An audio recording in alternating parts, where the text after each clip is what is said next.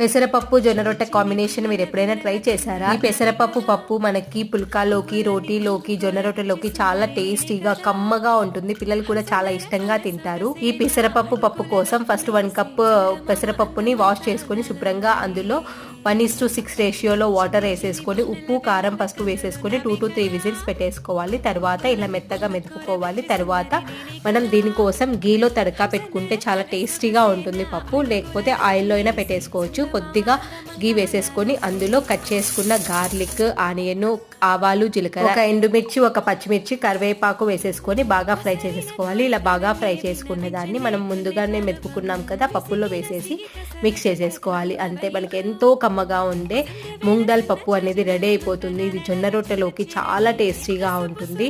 ఈ మూంగ్ దాల్ పప్పు చాలా కమ్మగా ఉంటుంది. పిల్లలు ఎంతో ఇష్టంగా తింటారు. మా పిల్లలకి అయితే చాలా ఇష్టం ఈ పప్పు. మీరు ఏ విధంగా చేస్తారో కమెంట్ చేయండి.